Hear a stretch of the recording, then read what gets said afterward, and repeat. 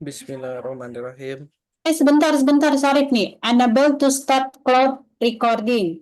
Your account has used up all of the available cloud storage space. Please contact your account admin for more information.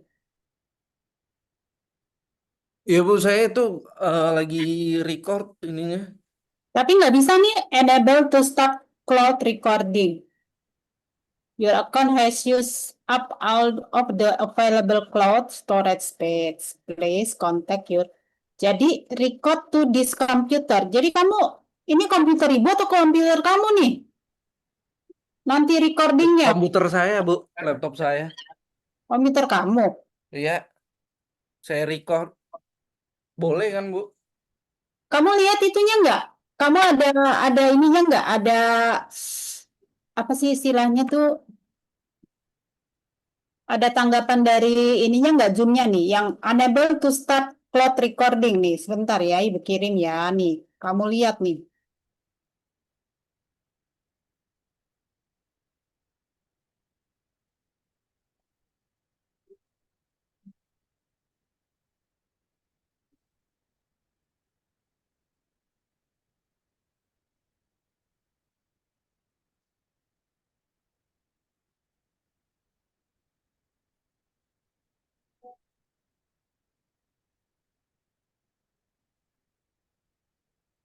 Itu tuh, baca tuh.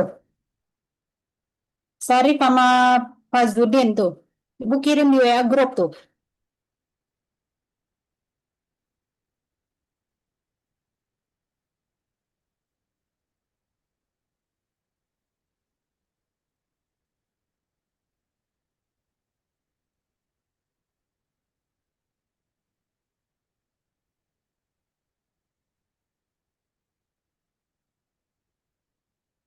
Itu Ibu abaikan aja Bu. Di saya udah mulai record soalnya. Oh ya, oke. Ya udah Ya, silakan.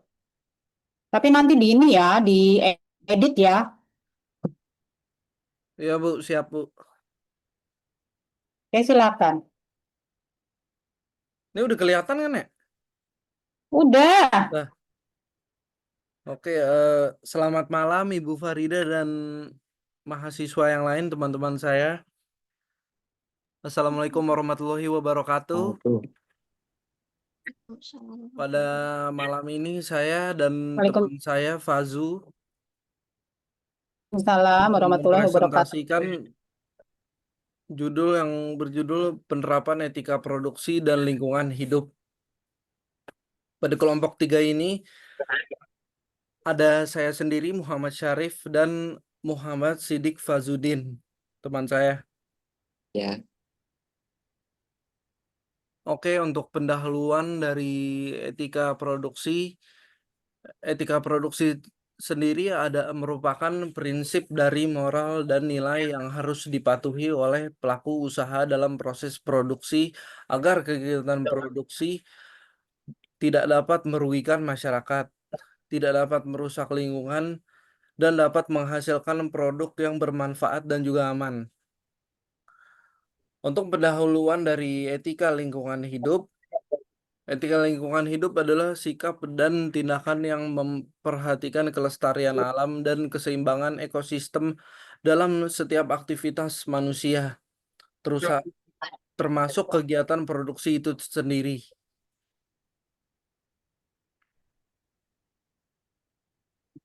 Berikutnya, norma dan etika dalam bauran produksi. Bauran produksi merujuk pada keputusan strategis tentang apa, berapa, mengapa, kapan, dan di mana saja suatu barang atau jasa dapat diproduksi. Yang ada 5 poin konteks dalam etika. Yang pertama adalah apa yang dapat diproduksi. Produk tentunya harus bermanfaat secara sosial dan tidak merugikan konsumen. Lalu tidak memproduksi barang yang membahayakan kesehatan. Di poin yang kedua ada berapa kuantitas atau jumlah yang dapat diproduksi. Produksi harus sesuai dengan permintaan dan kapasitas sumber daya. Lalu menghindari overproduksi yang berpotensi menghasilkan limbah yang berlebihan. Di poin yang ketiga, mengapa diproduksi? Alasannya yaitu karena produk tidak hanya profit semata, tapi juga kebutuhan oleh para masyarakat dan juga konsumen itu sendiri. Lalu memastikan produksi tidak hanya untuk eksploitasi pasar. Di poin yang keempat, kapan produksi dilakukan? Dapat memperhatikan waktu produksi yang tidak mengganggu masyarakat, seperti jam malam, misalnya pabrik yang berisik, atau musiman, misalnya tidak produksi baju musim dingin di wilayah tropis secara berlebihan. Di poin yang terakhir, di mana tempat terjadinya produksi? Biasanya lokasi produksi mempertimbangkan dampak terhadap lingkungan sekitar, akses tenaga kerja, dan juga tidak akan mengeksploitasi kawasan lindung atau padat penduduk. Oke, berikutnya pencemaran lingkungan dan analisis dampak lingkungan atau disingkat AMDAL. Yang pertama, pencemaran lingkungan itu contohnya adalah limbah cair. Contohnya pembuangan ke sungai. Limbah padat itu sampah industri. Dan limbah gas, emisi karbon, dan contohnya asap pabrik. Di poin yang kedua adalah jenis pencemaran. Jenis pencemaran air yaitu akibat limbah pabrik langsung dibuang ke sungai tanpa pengelolaan.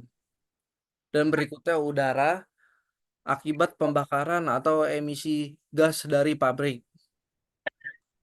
Untuk tanah itu akibat dari pembuangan bahan kimia atau limbah B3. Yang terakhir analisis mengenai dampak lingkungan atau AMDAL. AMDAL adalah studi wajib untuk menilai potensi dampak sebelum proyek berjalan, menyusun langkah pencegahan dan pengendalian dampak, serta menyediakan dasar hukum bila terjadi pelanggaran. Dan langkah yang diambil oleh AMDAL ini adalah yang pertama, identifikasi dampak, apa saja yang akan terdampak atau akibat. Lalu yang kedua, evaluasi dampak, berapa besar atau seberapa berpengaruhnya dampak ini terhadap luas dan jangka dampaknya. Yang ketiga, rencana pengelolaan lingkungan. Dan yang terakhir, rencana pemantauan lingkungan. Untuk slide yang Dia berikutnya pakai atau api. slide 5 ini akan dilanjutkan oleh rekan saya, teman saya, Muhammad Fazu. Mohon bantuannya, Bang. Mas. Oke, selanjutnya kita ke bagian contoh kasus etika produksi dan lingkungan. Yang pertama ada di pencemaran air. Kasusnya itu pencemaran Sungai Citarum oleh industri tekstil sejak akhir 1980-an. Banyak pabrik tekstil membuang limbah berbahaya langsung ke sungai tanpa pengolahan. Itu menyebabkan air tercemar, ikan mati, gangguan kesehatan warga sekitar. Etika produksi dilanggar karena tidak ada pengolahan limbah, tidak mematuhi AMDAL, hanya mengejar efisiensi biaya. Solusinya, pemerintah mewajibkan instalasi pengolahan air limbah atau disebut juga IPAL. Pengawasan ketat oleh Kementerian Lingkungan Hidup, penerapan sanksi bagi pabrik yang tidak patuh. Oke, selanjutnya ada di contoh kedua, kasus etika produksi dan lingkungan di pencemaran udara. Kebakaran hutan dan lahan karhutla di Riau dan Kalimantan. Puncaknya itu pada tahun 2015 dan terjadi lagi pada tahun 2019. Kejadiannya, pembakaran lahan oleh perusahaan perkebunan sawit menyebabkan kabut asap parah, menyebabkan ribuan orang terkena ispa, sekolah ditutup, dan bandara terganggu.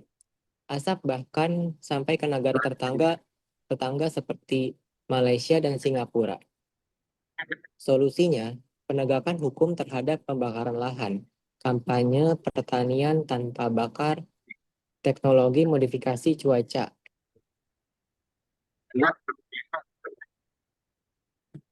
Oke. Selanjutnya ada di contoh ketiga, itu kasus pencemaran tanah dan air. Kita ambil di Lumpur Lapindo, Sidoarjo, Indonesia sejak 29 Mei 2006. Itu menyebabkan lumpur panas menyembur dari pengeboran gas PT Lapindo Berantas. Lumpur menenggelamkan belasan desa, merusak tanah dan mencemari air tanah. Etika produksi dilanggar karena kelalaian dalam keselamatan operasional dan prosedur pengeboran, tidak melakukan pencegahan resiko bencana industri, dan lambat dalam penanganan dan tanggung jawab terhadap korban.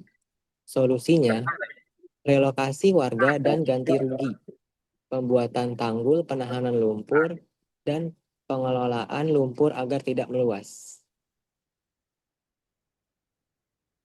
Sekian dari kelompok kami. Terima kasih. Mungkin jika ada yang ingin ditanyakan, bisa ditanyakan. Ya, yang lain gimana? Ada yang mau bertanya tidak?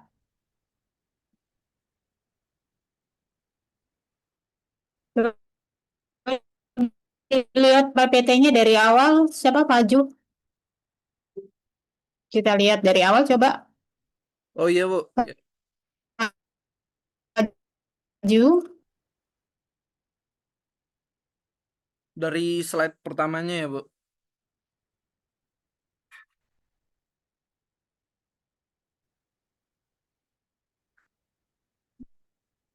Yang mana Faju, yang mana Syarif ini? Itu kan ada namanya, Bu. Saya Fazu. Coba ke bawah lagi. Ya, tunggu. Faju dan Syarif. Panggilannya siapa nih? Muhammad Syarif siapa? Syarif? Iya, Bu. Syarif, Bu. Muhammad Fazudin. Saya Fazu, Bu. Oh, Fazu. Muhammad Fazudin ya. Ya.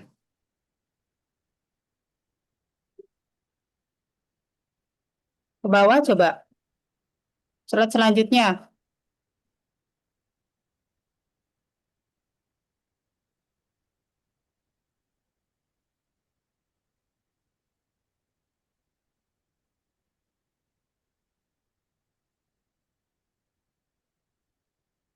Norma dan etika dalam bauran produksi.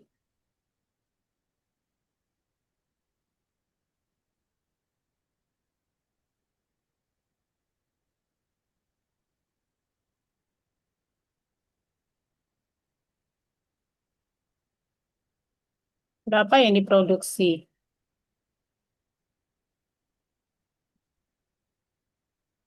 Kemudian lanjut.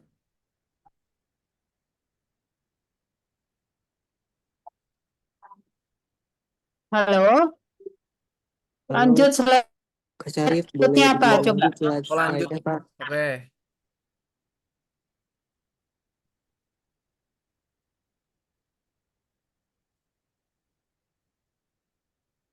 Oke, lanjut. Contoh-contoh kasus ya. Iya. Oke, oh ya. Coba Ibu mau tanya pendapat kalian nih ya tentang produksi ya. Kan di kalian tahu thrifting? Iya, Bu. Tahu Ibu. Tahu, Bu. Thrifting ya. Thrifting itu masih ada nggak sekarang? Saat ini masih ada atau Masih tidak? lah. Masih ada, Bu. Masih. Eh, itu gimana? Produk thrifting itu kan produk bekas dari luar, ya. Nah, gimana tuh dengan apakah keberadaannya bisa menjadi ancaman bagi produk-produk yang dibuat di dalam negeri, ya, baju-baju baru itu loh, barang-barang baru lah yang dibuat di dalam negeri. Menurut kalian bagaimana? Coba Faju sama Syarif.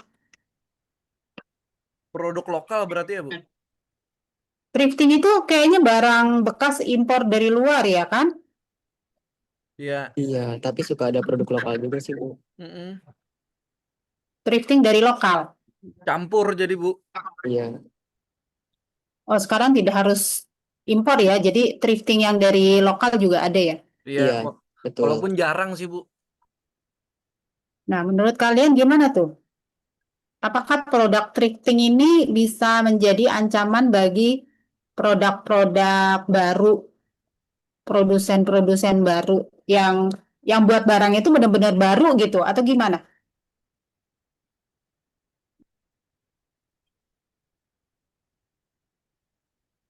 Ini kan kegiatan produksi kan ya. Mm-mm. Ya, kaitannya dengan kegiatan produksi ya kan? Apakah Iya. orang yang thrifting itu berproduksi juga nggak? Tidak, mereka biasanya hanya impor sih, Bu. Iya, produksinya penjualan penjualan barang aja ya, Iya, jualan barang. Tapi tidak produksi manufacturing kayak yang baju baru, sepatu iya, baru, jam baru, sepatu gitu ya. iya, iya betul. Iya, itu gimana menurut kalian gimana? Coba. Menurut saya sih itu tidak ada ancaman bagi perusahaan yang produksi, Bu. Kenapa tidak ada ancaman? Karena kan mungkin dia bakal mengeluarkan model barunya. Maksudnya Kira- gimana? Kan pasti kalau pakaian kan setiap produksi pasti kan modelnya berbeda-beda ya, Bu. Hmm, Modelnya semakin terbaru, terbaru, terbaru. Kan kalau yang di thrifting itu bisa jadi di model yang lamanya baru ada, yang baru itu belum muncul gitu. mm-mm. Sehingga Sehingga menurut saya itu tidak menjadi ancaman bagi perusahaan sih, Bu. kenapa kalau tidak menjadi ancaman itu ada larangan dari Kementerian Perdagangan dan Koperasi untuk tidak mengimpor atau menjual barang-barang thrifting ya? Ah, iya, ada beritanya kayak gitu juga. Heeh. Itu gimana? Hmm, Memang thrifting itu boomingnya di tahun berapa ya? Di tahun berapa boomingnya? Ada yang tahu nggak? Sampai sekarang juga masih banyak sih Bu yang masih thrifting. Oh gitu ya. Ada yang iya, pernah barang thrifting? Lokal atau impor?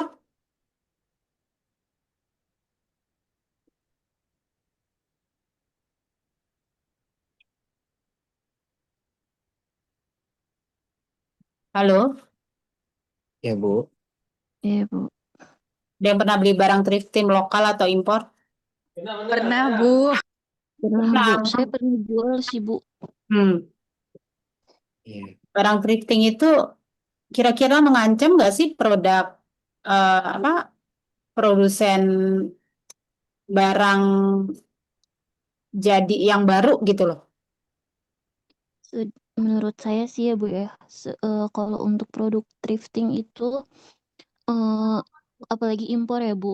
Kadang ada yang berpikiran untuk lebih baik thrifting dibanding kita beli yang masih baru karena harganya lumayan jauh Bu dibanding kalau kita thrifting dari baru itu ke harga thrifting itu jauh gitu Bu. Jadi orang banyak lebih baik thrifting dibanding beli baru karena thrifting pun masih kayak produknya masih kualitasnya kan juga masih lumayan gitu Bu. Ya kadang-kadang kalau di luar negeri baru pakai sekali dua kali langsung dibuang gitu ya. Apalagi kalau pakai sekali udah nggak model lagi atau udah apalah langsung mereka langsung ini ya langsung nggak Iya, dipakai ya kecuali kita bahkan bertahun-tahun kalau baju kalau belum sampai robek-robek kita nggak betul, betul. kita tetap pakai gitu. Beda dengan orang luar yang ini ya ada ada beberapa yang mengancam kayak kan di tahun berapa tuh thrifting itu mulai mulai booming tuh di tahun 2018 2018 lah ya. 2019 nih, 2019 itu ya. Nah, itu mulai booming tuh. Tapi kemudian sudah mulai menurun di tahun 2020. 2021, 2022. Untuk impornya ya, karena ada pelarangan dari pemerintah juga.